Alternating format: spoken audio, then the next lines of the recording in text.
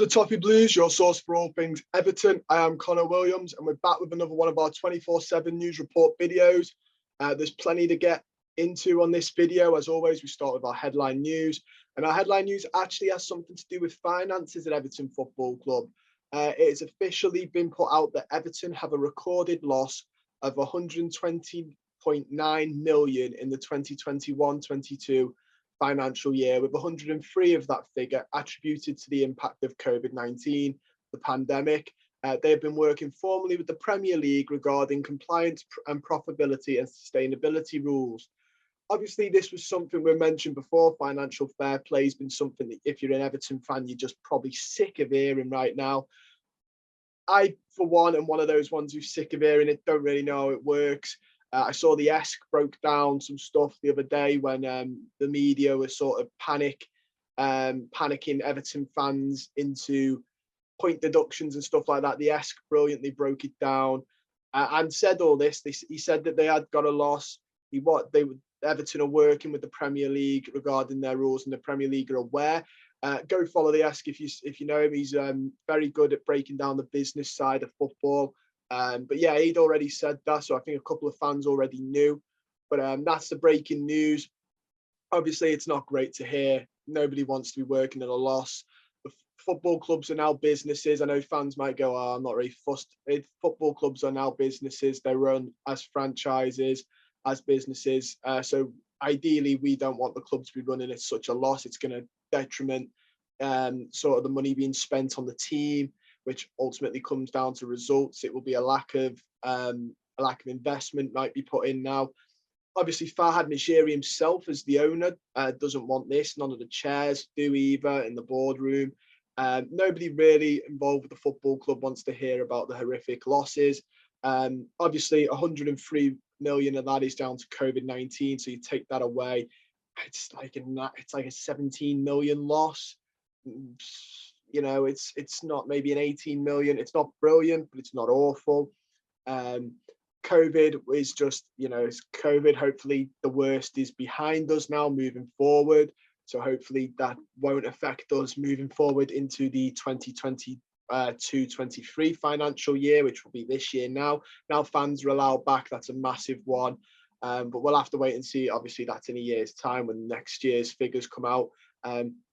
But yeah, it's not brilliant, but it sounds like the club are working with the Premier League. The Premier League are well aware that COVID will have hit us and the number of clubs financially. We won't be the only club hit by this either. So, don't think, oh no, other clubs will be hit by this, and the Premier League should, fingers crossed, have something in place to protect them. Moving on though, we have got some transfer news as well as we head into summer now. This will be it. It'll be who teams are looking at for the summer. We have got the reports that Everton are in competition with Newcastle over Adrian Rabiot. According to HITC, the Blues are providing competition for the 26-year-old ahead of the summer transfer window. It suggested Everton have made contact over a move, but media outlets are valuing him at 22 million.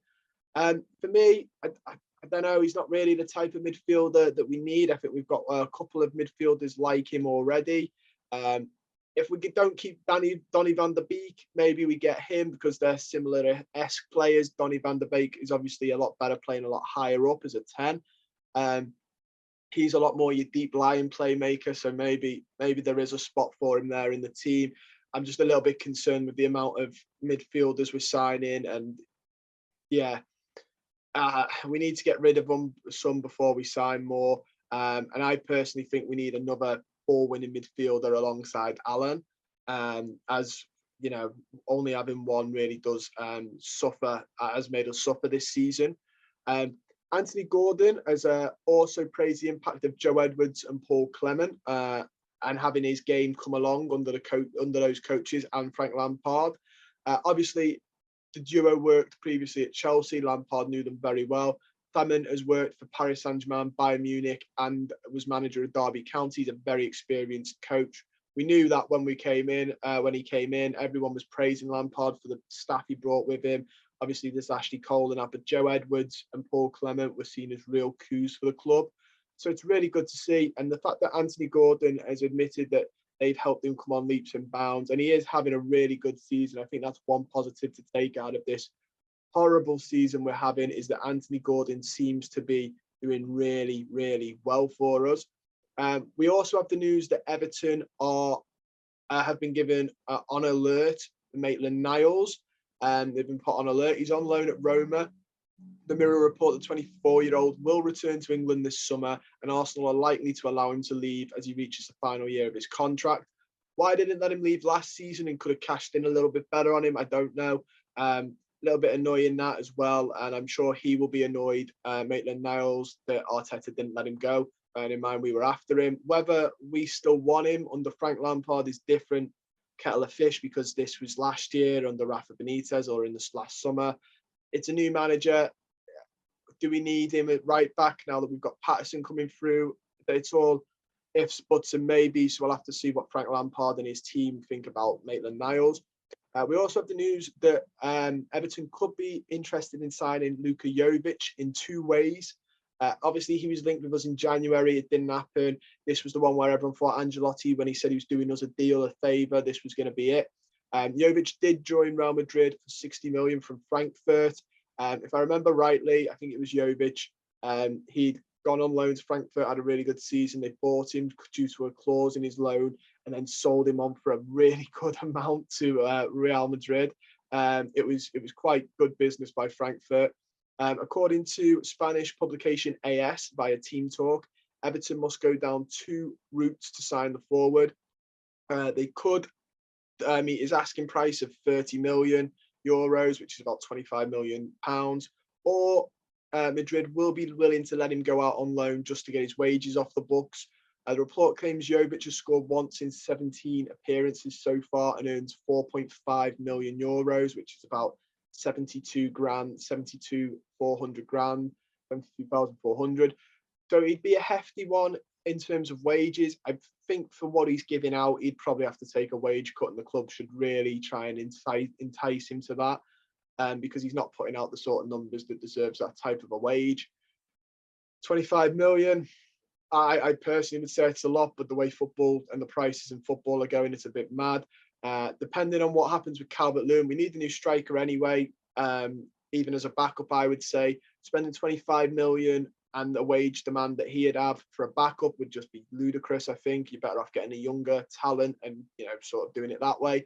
But if he's going to be our out-and-out striker, maybe then it looks a little bit better, especially if Calvert-Lewin goes to Arsenal, for some of the figures that I've seen floating around, which are quite hefty ones. I think I saw the other day 55 million's being rumoured. I like Calvert-Lewin. 55 million seems a bit I don't know, a bit mad for me. He's a great player, and I really do hope he stays. But 55 million, it's an interesting one. It's an interesting debate with Calvert-Lewin, isn't it? We also had Luca Digne come out and speak about his time at the club. He spoke to L'Equipe via Sport Witness. He just said about his time under Rafa Benitez, shed some light on who was to blame in that fiasco, which basically split the fan base. And looking at the reaction on Twitter, it's still splitting some of it. He said, I lived for 3.5 years with happiness and love with the supporters I had, still have a great relationship with them, the people at the club and my former teammates. He did mention he doesn't look back. Football's like that. It's sensible he says that, bearing in mind he's at Villa now. He can't pine over his former club when he's in a new one. It wouldn't look good there. But he went on to mention, the relationship with Benitez. He said, when you're part of a framework, there are discussions with the coach. The relationship we had was not good. It was complicated to be excluded from the group for a month. It was an unprecedented situation in my career, but I had family and my teammates with me. I also saw Raphael Varane quite often, who lived nearby. I took it upon myself and continued to work on the side to be behind my friends. I have never refused to play. So that adds on to the rumours that he was refusing to play. That sort of puts his side to it. He then continued to say it was a way to protect himself. I never asked for that. People who knew me at the club know that everything that was going on very well. I was not the only one to leave. He mentions Rodriguez as well. It sounds like Benitez did that with Rodriguez as well, is what he was inciting there. He said he criticised Rafa Benitez, which was the supposed one after the Athletic reported out. He said that he believes that that the team were better at playing possessive football, or could play slightly more possessive football than what Rafa Benitez was ensuing. Obviously, this would be the bust up the Athletic wrote about. He said Benitez, he said that Digne had revealed that his feelings towards Benitez's approach was the same as his teammates, so he wasn't the only one. He was the only one stepping up to say it. And he says that claiming that a Champions League winner had a bad philosophy at the club. He went, in relation to the style of play, especially, I thought we had a team that could play a lot more possession, which was the quality, which we had the quality for. He asked me the question. I gave my answer. I know my place. I felt legitimate to give my feelings and those of the other players in the locker room. The group was unanimous. The sequel proved me right. Since he was fired because of the poor results, I think he had a bad philosophy and he doesn't fit Everton. Now, whether you are on Dean's side or you just want to go and, slate him still, I think it does sum up a lot of the things we thought, though. Obviously, we knew there was a kickoff between a player and Benitez. As it went forward, we guessed that it was Luca Digne because of the way that it, ended up, him not playing. Benitez playing Yerry Mina, who wasn't fit enough and got injured again because he didn't want to play Luca Digne. And playing, players that shouldn't be at left back, John Joe Kenny, etc. It was pretty obvious Benitez and Digne didn't get on. And looking for it, obviously, I personally am on the side of Digne. I know people might disagree with me, but nothing he said is a lie. And hindsight's a beautiful thing. And you can now look back in hindsight and go, yeah, he was right. It wasn't great. None of us liked Rafa Benitez at the club. None of us liked the style of play he was putting out. I can't believe the club let Digne go, sanctioned that, and then sacked him a week later still, or 2 weeks later. That still boggles my mind. And now we're stuck with Mikalenko, who's having a hard time of it, and no other left back. We're still in the same place as when Digne was there. We have no other out and out left back. And Digne could do really well under Frank Lampard. It's tough. But none of this was a surprise. Obviously, Digne is now looking at Villa, which is, the professional in him. I'd be more surprised if he was pining after us again and saying, I'd go back. That would be a really bad call on his mind. I know James Rodriguez has gone on Twitch and said he'd come back if we wanted him. Luca Digne's not going to do that. He's a professional. But you'll have to let me know your thoughts on the whole Luca Digne stuff and his comments coming out. I'm not shocked. It's actually quite refreshing, though, to see a bit of light on the situation. And then finally, we have more transfer news, and it is Everton, as well as a number of Premier League clubs, are interested in Shakhtar Donetsk winger Tete. However, Southampton believe they've won the race to sign in the Brazilian in the summer. That's come from 90-minute football. I personally don't know why they're waiting for the summer. I thought the new transfer rule meant they could go and get players who were in the Ukraine. Saying that, I know Burnley were after a player and they've had that rejected. So I don't know what the actual ruling is. I thought you could still sign players from the Ukraine, but Burnley tried it the other week and got told no. So I personally don't know if that's, possible. Speaking of Tete, he's not the Brazilian winger that I would want from the Ukrainian league. I'd like David Neres personally, but he's played 17 games, scored 9 goals. He's been okay. He'll do a job. Obviously, I think wingers is something we need, especially right wingers. So he definitely adds something to this side. He's 22 years old as well, so he's still, the right age. Not very young, but he's at the age where he can be moulded still, and he can improve still, but also he should have a better impact than a 19-year-old or an 18-year-old, for instance. So, yeah, we'll have to wait and see, though. Southampton seem pretty confident, but who knows? We have a lot of Brazilians at the club already. Maybe they can sway it. We have a couple of South Americans. We have a couple of Portuguese players, obviously, who speak the same language. So maybe that sways it a little bit. We'll have to wait and see on that. Richarlison might be able to do his agent Richarlison for us. Fingers crossed.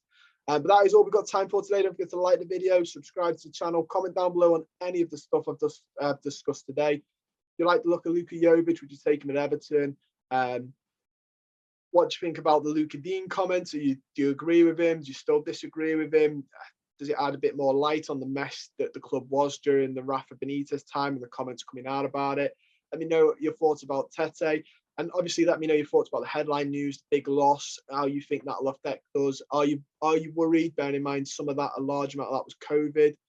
Let me know all that good stuff down below, and stay safe.